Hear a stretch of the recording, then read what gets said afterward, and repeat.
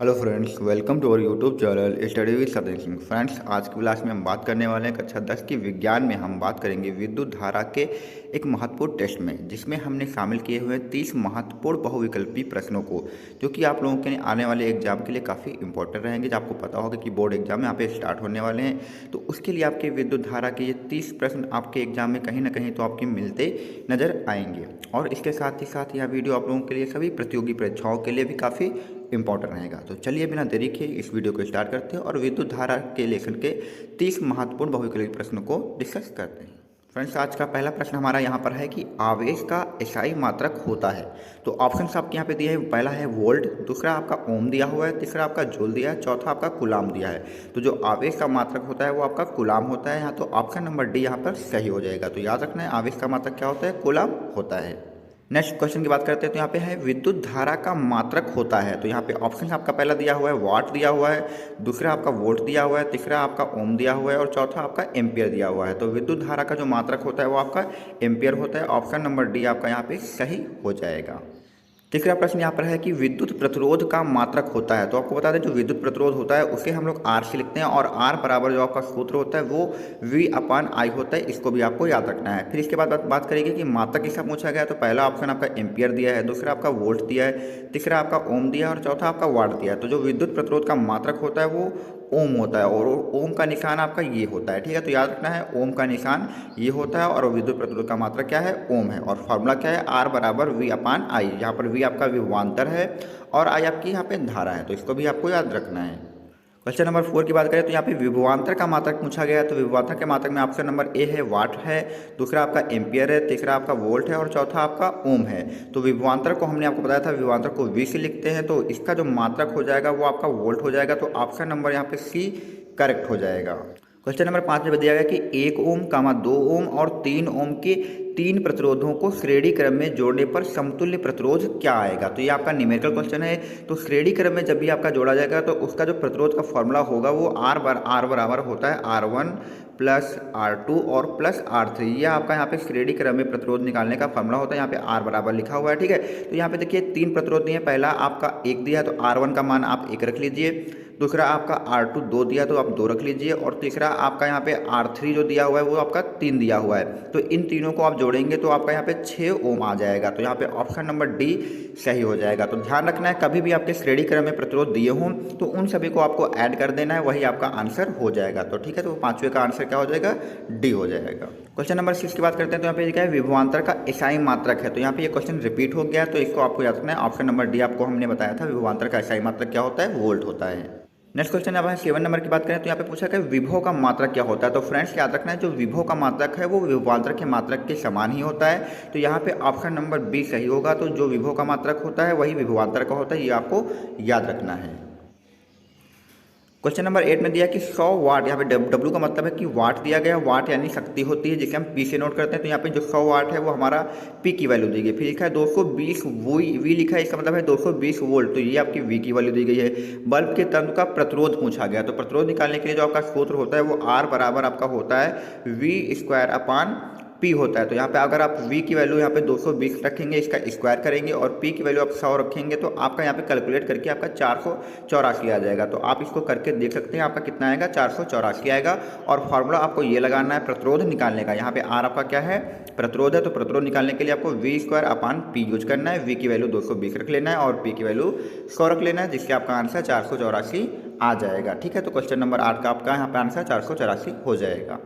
Friends, यहाँ पे question number 9 की बात करते हैं। यहाँ पे क्वेश्चन नंबर 9 है हमारा। तो क्वेश्चन नंबर 9 में पूछा गया कि कौन विद्युत का सुचालक है। विद्युत का सुचालक का मतलब ये है कि किसमें विद्युत धारा का प्रवाह किया जा सकता है। तो यहाँ पे विद्युत सुचालक की बात करें तो यहाँ पे आपका ग्रेफाइट जो होता है, जहाँ पे आपने देखा होगा सेल जो होते हैं, सेल में जो रॉडें लगी होती हैं वो आपकी ग्रेफाइट की होती है। तो विद्युत का सुचालक आपका ग्रेफाइट हो जाएगा।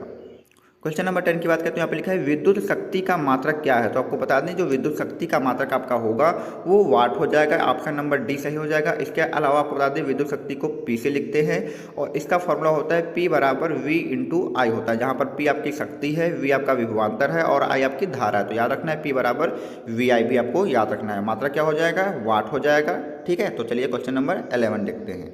11 नंबर क्वेश्चन में लिखा है कि प्रतिरोध का एसआई मात्रक है। तो सबसे पहले बात कर ले प्रतिरोध। तो प्रतिरोध को हमने आपको बताया था आर से लिखते हैं, आर बराबर सूत्र भी बताया था, वी अपॉन क्या होता है, आई होता है। तो प्रतिरोध का जो एसआई मात्रक हो जाएगा वो आपका ओम हो जाएगा। ये क्वेश्चन रिपीट हो गया है तो आप लोग इसको फिर से देख लीजिए। प्रतिरोध का मात्रक क्या है, ओम हो जाएगा। क्वेश्चन नंबर 12 में लिखा है कि विद्युत बल्ब का तंतु किस धातु का बना होता है। तो विद्युत बल्ब का जो तंतु होता है वो आपका टंगस्टन का बना होता है। तो ऑप्शन नंबर बी आपका करेक्ट हो जाएगा। याद रखना है विद्युत बल्ब का जो तंतु होता है वो टंगस्टन का बना होता है। क्वेश्चन नंबर 13 की बात करें तो अमीटर को विद्युत परिपथ में कैसे जोड़ा जाता है। तो याद रखना है वेरी इंपॉर्टेंट क्वेश्चन है। जो अमीटर होता है इसको परिपथ में जोड़ने के लिए आपको श्रेणी क्रम में लगाना होगा। श्रेणी क्रम में मैंने आपको फॉर्मूला बताया ही था, आर बराबर R1 plus R2 plus R3। तो यहाँ पे विद्युत परिपथ में जो अमीटर को आप कैसे जोड़ेंगे, श्रेणी क्रम में जोड़ेंगे। तो ऑप्शन नंबर ए आपका यहाँ पे क्लियर सही हो जाएगा। ठीक है। क्वेश्चन नंबर 14 की बात करें तो यहाँ पे लिखा है वोल्ट मीटर को विद्युत परिपथ में किस प्रकार जोड़ा जाता है। तो जैसे हमने अमीटर को श्रेणी क्रम में जोड़ा था उसी प्रकार से वोल्ट मीटर को जो जोड़ा जाता है वो समांतर क्रम में जोड़ा जाता है। तो ऑप्शन नंबर बी इसका करेक्ट हो जाएगा। क्वेश्चन नंबर 15 की बात करें तो यहाँ पे पूछा गया विभवांतर मापने वाले यंत्र को कहा जाता है। तो विभवांतर को जिसके हम मापते हैं उसे हम लोग वोल्ट मीटर कहते हैं। तो इसका ऑप्शन नंबर बी करेक्ट हो जाएगा। क्वेश्चन नंबर 60 में लिखा है कि 1 वोल्ट का मतलब क्या है। तो 1 वोल्ट का मतलब यहाँ पे आपको दिखना है कि V बराबर जो आपका सूत्र होता है वो आपका W अपॉन Q होता है। जहाँ पे W आपका क्या है, कार्य या ऊर्जा हो जाएगा, Q आपका आवेश हो जाएगा जिसका मात्रक गुलाम होता है। तो यहाँ पे कार्य से आपका कार्य का मात्रक क्या होता है, आपका कार्य का मात्रक आपका जूल होता है। तो यहाँ पे आप जूल रखेंगे और Q का मात्रक आपका गुलाम होता है। तो यहाँ पे आप क्या रखेंगे, कुलाम रखेंगे। तो इससे देख लीजिए जूल प्रति कुलाम आएगा। ये वी का मतलब वोल्ट है तो वोल्ट की वैल्यू पूछी गई तो क्या होगी, जूल प्रति कुलाम होगी। तो ऑप्शन नंबर बी आप यहाँ पे देख सकते हैं जूल प्रति कुलाम लिखा हुआ है। हमने कैसे इसको निकाला है, वी बराबर W/Q सूत्र होता है। W आपका कार्य होता है, कार्य का मात्रक हमने जूल रखा है, और Q आपका आवेश होता है, आवेश का मात्रक कुलाम होता है। तो जूल प्रति कुलाम आपकी वी की वैल्यू आएगी, मतलब वोल्ट की वैल्यू आ जाएगी। क्वेश्चन नंबर 17 में पूछा गया 1 किलोवाट घंटा मात्रक होता है। तो 1 किलोवाट घंटा जो आपका मात्रक होता है वो आपका विद्युत ऊर्जा का मात्रक होता है। आपको इसको भी अच्छे से याद रखना है। और एक क्वेश्चन आपका बनता है कि 1 किलोवाट घंटा में कितने जूल होते हैं। तो वो आपके होते हैं 3.6 × 10⁶ जूल आपके यहाँ पे होते हैं। तो ये भी प्रश्न आपका बन सकता है एग्जाम में, इसको भी याद रखना है। 1 किलोवाट घंटा 3.6 × 10⁶ जूल के बराबर होता है और ये आपका विद्युत ऊर्जा का मात्रक है, ये भी आपको याद रखना है। नेक्स्ट क्वेश्चन यहाँ पे 18 है कि विद्युत हीटर की कुंडली में किसका प्रयोग किया जाता है। तो विद्युत हीटर की कुंडली में आपको याद रखना होगा कि यहाँ पे हम लोग नाइक्रोम का यूज करते हैं। ठीक है। तो विद्युत हीटर की कुंडली में किसका यूज करते हैं, नाइक्रोम के तार का यूज करते हैं। क्वेश्चन नंबर 90 पूछा गया कि 1 HP का मतलब होता है हार्स पावर, या फिर आप इसे कह सकते हैं अश्व शक्ति भी कह सकते हैं। ये आपका शक्ति का मात्रक है। याद रखना है किसका मात्रक है, ये अश्व शक्ति जो होता है ये शक्ति का मात्रक है, यानी पावर का मात्रक है। तो एक अश्व शक्ति जो बराबर होता है वो आपके 746 वाट के बराबर होता है। वेरी इंपॉर्टेंट क्वेश्चन रहेगा, तो इसको भी आपको याद रखना है। एक अश्व शक्ति 746 वाट के बराबर होती है। क्वेश्चन नंबर 20 में पूछा गया कि निम्न में से कौन सा संबंध सत्य है। यहाँ पे कुछ 4 फॉर्मूले दिए गए हैं, इसमें पूछा गया कौन सा सत्य है। तो पहले बता दें यहाँ पे V बराबर जो आपका दिया गया, तो V बराबर जो आपका होता है हमने आपको बताया था V बराबर IR होता है। याद रखना है V बराबर IR होता है। तो यहाँ पे V बराबर तो 1/R है। तो पहला प्रश्न का जो ऑप्शन होगा ये तो गलत ही है। दूसरा भी V बराबर R/1 है, तो ये भी आपका नहीं होगा। और तीसरा आप देख लीजिए V बराबर IR दिया हुआ है, तो यहाँ पे ऑप्शन नंबर सी आपका करेक्ट हो जाएगा। V बराबर IR होता है, जो कि ओम किसके नियम से आता है का, जो कि आपके ओम के नियम से यहाँ पर ये प्रश्न निकल कर आता है। ठीक है। तो याद रखना है ओम के नियम से V बराबर IR होता है। ऑप्शन नंबर सी करेक्ट हो जाएगा। क्वेश्चन नंबर 21 की बात करें तो लिखा है निम्न में कौन सा विद्युत परिपथ में विद्युत शक्ति को निरूपित करता है। विद्युत शक्ति का मतलब है यहाँ पे P के बारे में पूछा गया। तो पहला फॉर्मूला आपका P का होता है, P बराबर VI होता है। अगर ये ना मिले तो इसकी जगह पे आपको दूसरा फॉर्मूला मिलेगा I² विद्युत शक्ति का मिल जाएगा। अगर ये भी आपको नहीं मिलता तो एक फॉर्मूला और मिलेगा जो कि होता है V²/R होता है। तो शक्ति के यहाँ पे टोटल 3 फॉर्मूले हैं, आपको याद रखना है। P बराबर VI होता है, दूसरा P बराबर I²R होता है, और तीसरा आपका P बराबर V²/R होता है। तो यहाँ पे देख लीजिए ऑप्शन कौन सा सही रहेगा। तो VI तो होता है लेकिन VI² नहीं होगा, तो D तो गलत होगा। यहाँ पे V²I है तो V²I भी आपका यहाँ पे नहीं है। I²R यहाँ पे देख सकते हैं, तो I²R भी आपका यहाँ I²R यहाँ पे हो जाएगा, और ये वाला भी नहीं होगा। तो ऑप्शन नंबर ए आप यहाँ पे देख सकते हैं हमारा यहाँ पे इससे मैच कर रहा है। तो यहाँ पे ऑप्शन नंबर ए सही हो जाएगा। और आपको ये तीनों फॉर्मूले अच्छे से याद रखना है। P बराबर VI, P बराबर I²R और P बराबर V²/R। ये आपके शक्ति के सभी फॉर्मूले यहाँ पे लिख दिए हैं। क्वेश्चन नंबर 22 में पूछा गया कि ऊर्जा का एसआई मात्रक होता है। तो ऊर्जा का जो एसआई मात्रक होता है वो आपका जूल होता है। ऑप्शन नंबर बी सही हो जाएगा। क्वेश्चन नंबर 23 में लिखा है कि 1 किलोवाट घंटा का व्यवहारिक मात्रक क्या होता है। तो 1 किलोवाट घंटा का जो व्यवहारिक मात्रक है वो आपका यूनिट होता है। तो ऑप्शन नंबर ए इसका करेक्ट हो जाएगा। क्वेश्चन नंबर 24 की बात करें तो किसी कुंडली का प्रतिरोध ज्ञात करने के लिए कौन सा सूत्र है। तो हमने आपको बताया था कि R बराबर क्या होता है, R बराबर V/I होता है या V बराबर IR होता है। ये ओम के नियम से आया है। तो यहाँ पे ऑप्शन नंबर अब बी देखिए, यहाँ पे R बराबर आपका V/I दिया हुआ है। तो ऑप्शन नंबर बी इसका करेक्ट हो जाएगा।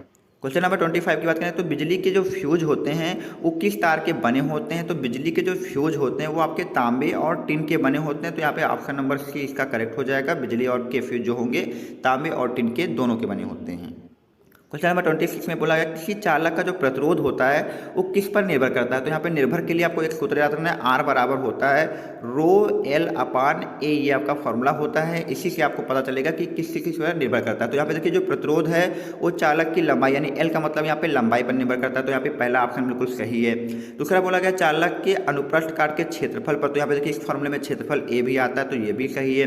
दूसरा बोला गया कि चालक की प्रकृति पर। प्रकृति का मतलब होता है कि कैसा चालक है, अगर लंबाई या ताप इसका बढ़ा दे या दाब कुछ भी ऐसा कर दे तो प्रकृति पर भी निर्भर करता है। तो ऑप्शन नंबर डी यहाँ पर सही हो जाएगा कि सभी पर निर्भर करता है। तो लंबाई पर भी निर्भर करता है, क्षेत्रफल भी निर्भर करता है और प्रकृति पर भी निर्भर करता है। क्वेश्चन नंबर 27 की बात करें तो लिखा है किसी स्थायी विद्युत धारा द्वारा T समय में उत्पन्न ऊष्मा की मात्रा क्या होगी यदि ऊष्मा H है। तो H बराबर जो ऊष्मा का सूत्र होता है H बराबर आपका हो जाएगा VIT हो जाएगा, क्योंकि I की बात करी गई है, धारा यानी I की बात करी गई, समय मतलब T की बात करी गई है। तो यहाँ पे H बराबर VIT हो जाएगा, जो कि ऑप्शन नंबर आपका यहाँ पे बी करेक्ट हो जाएगा। ठीक। क्वेश्चन नंबर 28 की बात करें तो किसी विद्युत धारा के सतत तथा बंद पथ को क्या कहते हैं। तो किसी विद्युत धारा के सतत तथा बंद पथ को आप विद्युत परिपथ कहते हैं। तो ये भी आपको याद रखना है। विद्युत परिपथ की डेफिनेशन काफ़ी बार पूछी भी जाती है, तो ये याद रखना है इसको। क्वेश्चन नंबर 29 की बात करें तो लिखा है विद्युत धारा के तापीय प्रभाव का उपयोग किसमें नहीं होता है। तो सबसे पहले हम जान लेते हैं कि किसमें होता है और जो नहीं बचेगा वही आपका आंसर हो जाएगा। तो विद्युत धारा का तापीय प्रभाव का हीटर में यूज होता है, तो ये भी सही है। विद्युत इस्त्री में भी तापीय प्रभाव का यूज होता है। विद्युत बल्ब में भी तापीय प्रभाव का यूज होता है। और ये आपका जो विद्युत पंखा है इसमें तापीय प्रभाव का यूज नहीं होता है। तो ऑप्शन नंबर डी आपका यहाँ पे करेक्ट हो जाएगा। इसी में विद्युत धारा के तापीय प्रभाव का यूज नहीं किया जाता है। बाकी जो आपके ऑप्शन 3 दिए हैं वो विद्युत धारा के तापीय प्रभाव पर ही कार्य करते हैं। फ्रेंड्स, आज का अंतिम प्रश्न यहाँ पे है कि विद्युत प्रवाह की यानी विद्युत धारा के प्रवाह की जो दिशा मानी गई है वो कैसी मानी गई है। तो विद्युत धारा के प्रवाह की जो दिशा मानी गई है वो धन टर्मिनल से लेकर ऋण टर्मिनल के बीच की मानी गई है। तो इसका आंसर आपका बी करेक्ट हो जाएगा। तो फ्रेंड्स, इसी के साथ हमने यहाँ पे विद्युत धारा के 30 अति महत्वपूर्ण प्रश्नों को डिस्कस कर लिया है, जो कि आपके एग्जाम में कहीं ना कहीं मिल सकते हैं। तो अगर आपको ये वीडियो पसंद आया तो प्लीज़ चैनल को लाइक, सब्सक्राइब और दोस्तों में शेयर करिए।